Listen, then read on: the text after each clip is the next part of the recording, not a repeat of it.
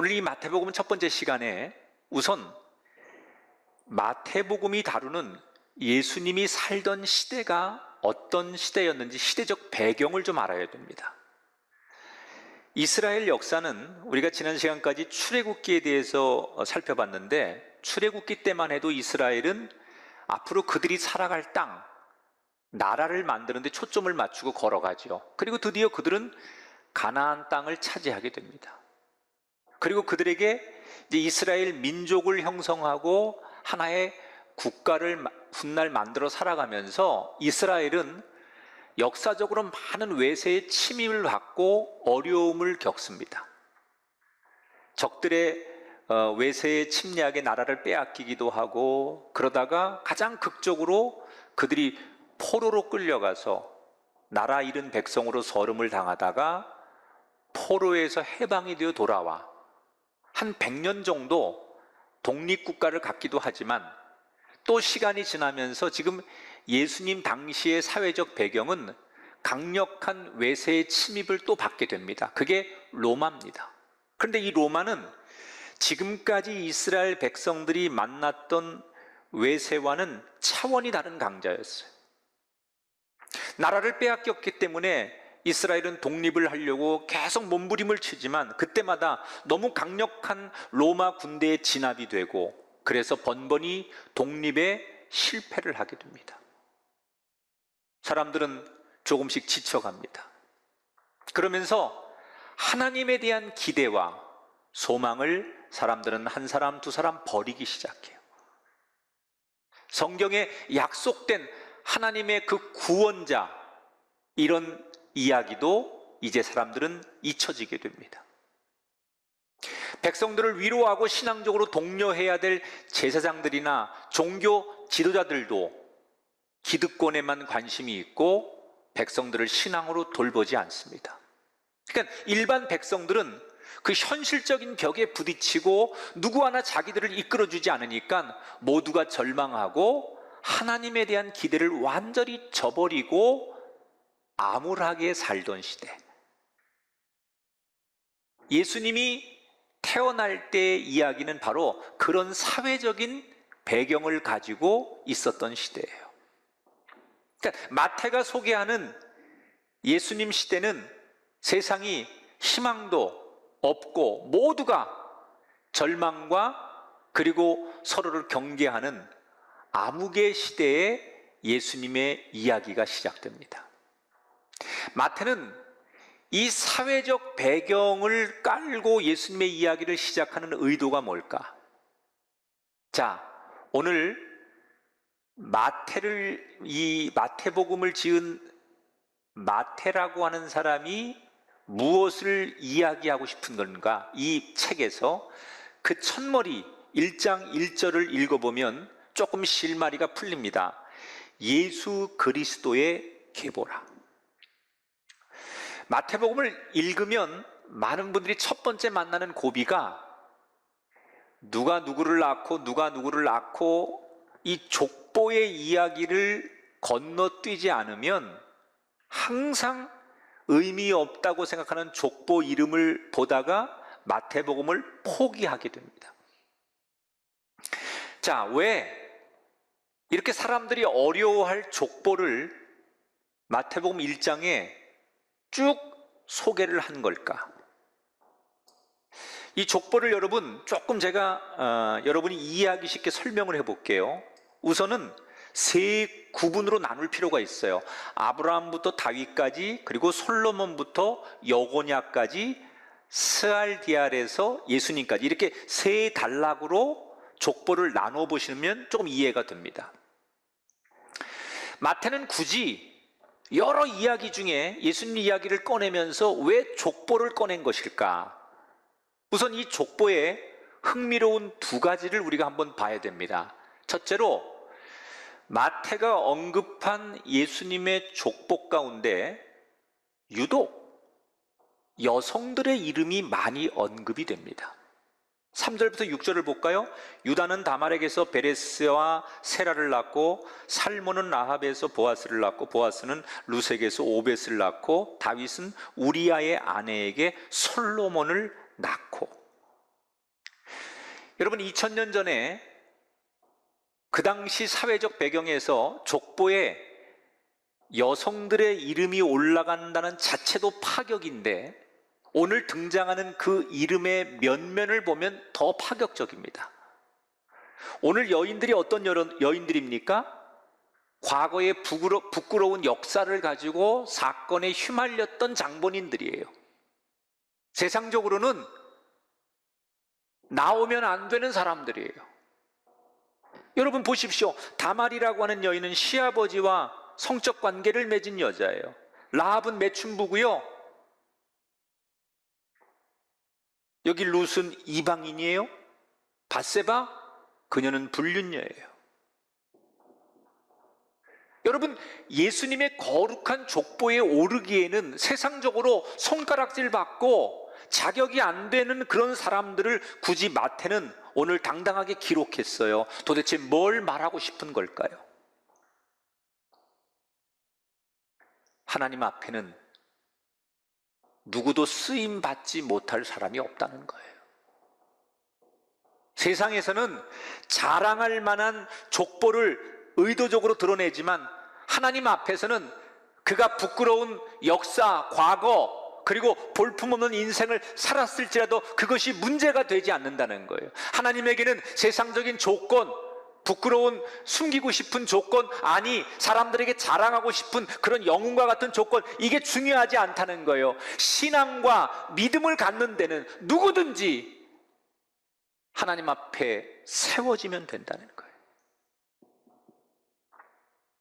오늘 어떤 사람들은 자신의 부족함과 연약함 앞에 고개를 떨구는 인생도 있는가 하면 세상 사람들 앞에 나의 이 자랑거리를 드러내고 싶어서 몸살을 앓는 사람도 있습니다. 세상에서는 그런 것들이 통용될지 몰라도 믿음 안에서 하나님 안에서는 아무 의미가 없다는 거예요. 비록 우리가 형편없는 인생을 살고 자랑할 만한 것이 아무것도 없는 과거의 역사를 가졌다 할지라도 보잘것없는 우리를 오늘부터 보석 같은 존재로 만들어 주시는 분이 하나님이시라는 거예요. 오늘 마태복음을 이야기하면서 이미 서론에 그런 희망을 독자들에게 전하고 있어요. 두 번째, 이 족보에서 우리가 좀 살펴봐야 될 관찰력이 있다면 유난히 강조되는 숫자가 있습니다. 17절에 보니까 아브라함부터 다윗까지 14대요. 다윗부터 바벨론으로 사로잡혀갈 때까지 14대요. 바벨론으로 사로잡혀간 후부터 그리스도까지 14더라. 자, 총 42명의 그 족보의 이름이 등장하는데 조금 전에 말씀드린 대로 12명, 12명, 12명 3등분으로 구분하는 게 좋아요. 우선 족장시대, 아브라함부터 14대까지 족장시대, 그리고 다윗 뒤로부터 포로로 잡혀갈 때까지의 14대 이야기, 그리고 포로가 끝난 다음에 그들이 돌아와서 예수님이 나오시기까지 14대 이야기. 그래서 총 42명이 등장합니다. 자, 여러분 눈치를 채셨는지 모르지만 지금 마태는 유독 오늘 족보에 14라고 하는 숫자를 유난히 강조하고 있어요. 왜?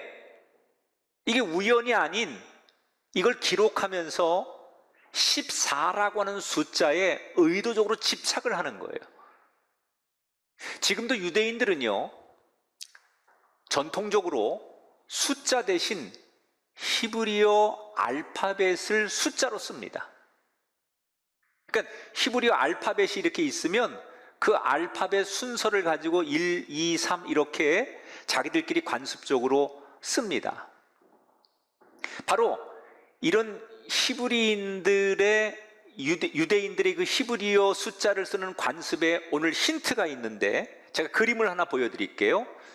지금 여러분이 보는 그 히브리어는 다윗이라는 말이에요.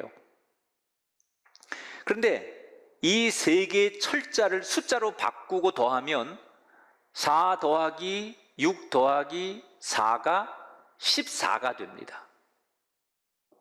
그러니까 14라고 하는 것은 의도적으로 다윗을 상징하는 숫자예요. 그러니까 여기서 마태가 아브라함에서 예수님까지의 족보를 쭉 14 단위로 정리한 것에는 의도하는 메시지가 있는 거예요.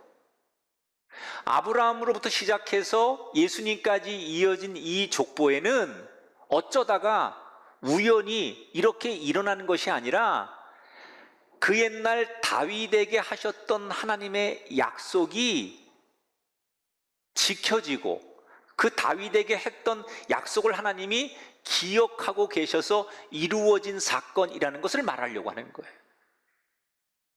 여러분, 하나님께서 다윗에게 무슨 약속하셨습니까? 사무엘하 7장에 보면 하나님이 오늘 다윗에게 이렇게 약속하십니다. 내가 너에게 후손을 세워서 영원히 왕이 되게 할 것이다.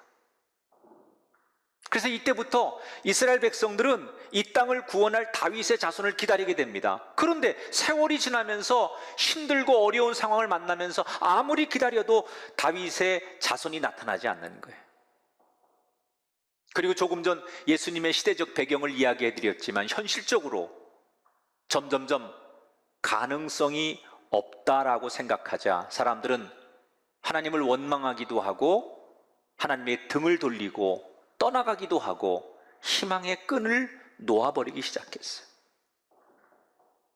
인간적으로 가망성이 전혀 없던 그때도 하나님은 여전히 일하고 계셨다는 거예요.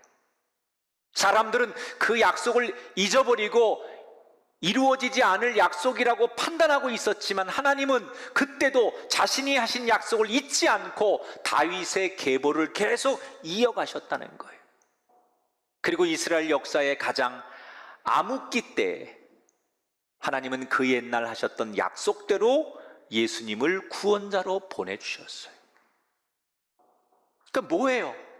그 까마득한 옛날에 하나님이 하셨던 약속을 잊지 않으시고 지키시고 그 약속이 이루어지고 있음을 말하고 싶었던 거예요. 그러니까 마태는 이 예수님의 족보를 독자들에게 쭉 읽히게 하면서 지금 많은 사람들에게 외치고 있는 거예요. 하나님이 어떤 분인지 봐라. 하나님이 이런 분이라는 것을 알아야 된다라고 마태는 외치고 싶었던 거예요. 우리는 필요에 따라서 그 약속을 손바닥 뒤집듯이 없기도 하고 없는 것으로 만들지만 하나님은 결코 그런 분이 아니라는 거예요. 당신이 하신 약속이 세상이 아무리 어둡고 세상 사람들이 포기하고 다 등 돌리고 떠나도 그 약속을 반드시 지키시는 분이 하나님이라는 사실을 마태는 이야기하고 싶었던 거예요. 여러분, 우리는 지금 마태복음이 기록한 그 시대처럼 절망의 때를 살고 있습니다. 그러나 한 가지 변치 않는 사실이 있다면 가장 절망의 때에도 일하고 계시고 약속을 이루시는 하나님을 만나십시오.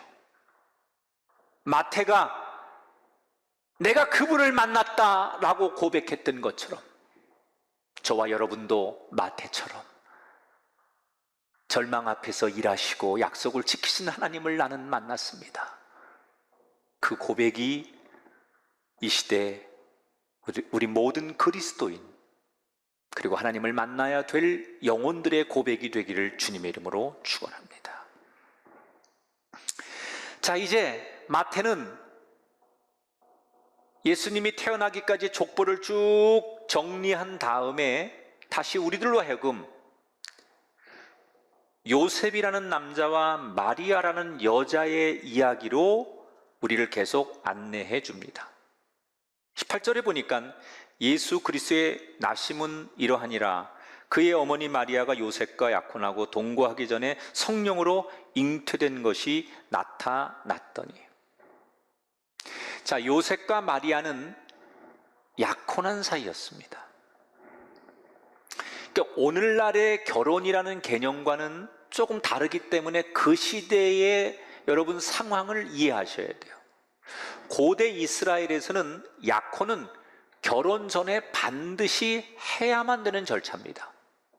지금은 우리가 약혼 안 하고 결혼해도 문제 없잖아요. 그러나 고대 이스라엘에서는 결혼을 하려면 반드시 1년 전에 약혼이라는 절차를 먼저 해야 돼요. 그러면 약혼하는 순간부터 그 둘의 관계는 법적으로 부부가 됩니다. 단 조건이 있는데 아직은 결혼하기 전이기 때문에 법적으로 부부가 되었어도 두 사람은 같이 살면 안 되고 동거하면 안 돼요. 그러니까 각자의 자리에서 정절을 지켰다가 결혼해서 살아야 돼요. 그런데 그런 과정을 지키고 있던 어느 날 남자 요셉에게 약혼녀 마리아가 임신했다는 소식이 들려옵니다. 임신을 했다? 그럼 나 말고 다른 남자를 만나 바람을 피웠다는 것인가? 그게 아닙니다. 성경은 뭐라고 말하느냐? 성령으로 잉태되었다라고 말합니다. 자, 마리아가 나에게 어떻게 이렇게 기가 막힌 일이 일어났는지를 아무리 설명을 해도 요셉은 믿을 수가 없는 거예요. 받아들여지지가 않는 거예요. 그래서 그는 온몸을 부르르 떨고 마음속에 치밀어 오르는 분노로 괴로워합니다. 흔한 말로 배신감에 그 마리아를 죽이고 싶었습니다. 그러나 한때 정을 생각해 마리아와의 관계를 조용히 파혼하며 정리하기를 원했어요. 자기 안에 끓어오르는 분노와 배신감, 그리고 그녀를 향한 배려 사이에서 어찌해야 할지 몰라 괴로워하고 있는 요셉에게 어느 날 하나님이 강력하게 꿈을 통하여 천사를 통해 말씀을 하십니다. 요셉아, 내 여자 마리아가 말하는 게 사실이다. 그건 하나님이 신비롭게 이 땅을 구원하게 하시려고 준 아기이니 너 아무 걱정하지 말고 결혼하면 된다. 그 아기 이름을 주께서 구원하신다 라는 뜻의 예수라고 지어라. 꿈속에서 천사는 요셉을 안심시키려고 합니다. 그런데 요셉은 그게 동의가 안 되는 거예요. 그래서 묻습니다. 왜 꼭 하나님이 하시는 일이라면 이런 방법으로 해야만 됩니까? 하나님이 꼭 그렇게 뭔가를 하셔야 된다면 우리가 결혼한 다음에 아기가 생기게 해도 문제가 없는 거 아닙니까? 왜 그런데 결혼하기도 전에 아기가 생겨서 이걸 어떻게 가족들에게 설명하고 이걸 어떻게 세상 사람들에게 동의를 얻고 이 과정을 어떻게 풀어가라고 왜 꼭 이런 방법으로 아기가 태어나야 됩니까? 이때 천사가 요셉에게 유명한 말을 남기죠. 22절, 23절을 함께 읽어보겠습니다. 이 모든 일이 된 것은 주께서 선지자로 하신 말씀을 이루려 하심이니 이르시되 보라 처녀가 잉태하여 아들을 낳을 것이요 그의 이름은 임마누엘이라 하리라. 요셉아, 잘 들어라.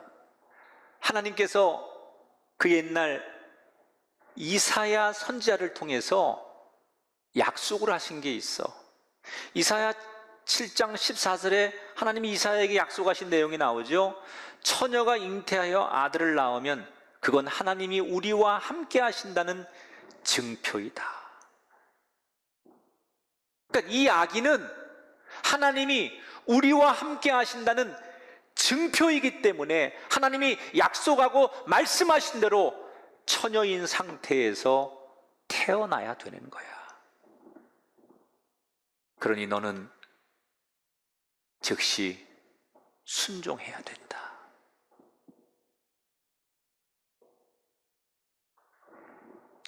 너무나 선명한 꿈속에서 천사와의 만남을 갖고 깨어난 요셉은 너무 또렷한 천사의 음성을 듣고 마리아가 잘못하지 않은 것도 예수라고 하는 아이가 태어나는 것도 다 알았어요. 그러나 왜 이런 상황이 하필 나에게 일어나야 되는가? 하나님의 그런 계획, 의도는 알았는데 왜 그런 일이 나한테 일어나야 되는가? 이런 분노와 억울함이 그 안에 남아 있었어요. 이때 요셉은 다음의 행동에서 뭘 선택해야 할까? 그 선택은 이렇습니다. 24절, 25절.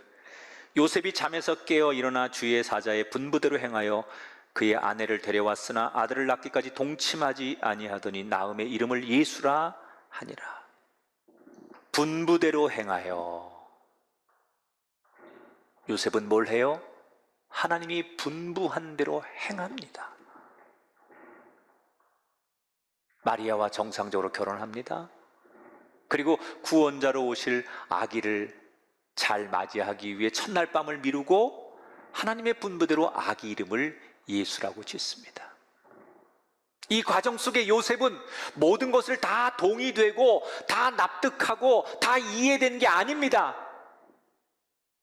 여전히 그 안에 분노와 의문과 왜 나에게 이런 일이 일어났냐에 대한 의문, 이런 것들이 남아 있습니다. 그러나 그가 내린 결론은 하나님이 그렇게 말씀하셨으니 내가 동의되고 이해되지 않아도 하나님께 아멘, 예스를 외친 겁니다.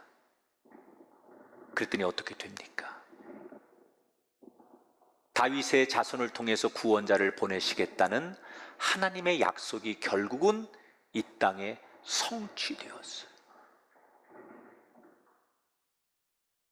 요셉의 보호를 받으며 예수님이 이 땅의 구원자로서 위대한 계획을 펼치시도록 그렇게 이야기가 전개되는 것으로 오늘 성경은 막을 내립니다. 사랑하는 여러분, 여러분이 걸어가는 길이 아무리 절망적이고 캄캄하고 어두울지라도 그 깜깜함 속에서 저와 여러분을 부르실 때 이렇게 깜깜한데 내가 뭘 하라고, 나에게 무슨 힘이 있다고 나를 부르십니까? 라고 반문하기 전에 세상이 온통 캄캄할지라도 내가 있는 자리에 작은 불빛을 켜시는 순간 하나님은 그 작은 순종의 불빛을 통하여 이 세상을 점점 어둠을 몰아내고 하나님의 빛으로 세상을 구원하는 역사가 일어날 줄 믿습니다. 이번 한 주간 여러분이 살고 있는 삶의 자리에서 작은 빛을 비추는 인생들이 되셔서 보잘것없지만 내가 하나님 앞에 순종함으로 그 작은 불빛이 세상 앞에 더 큰 불빛으로 나가는 시작, 계기가 되시기를 주님의 이름으로 축원합니다.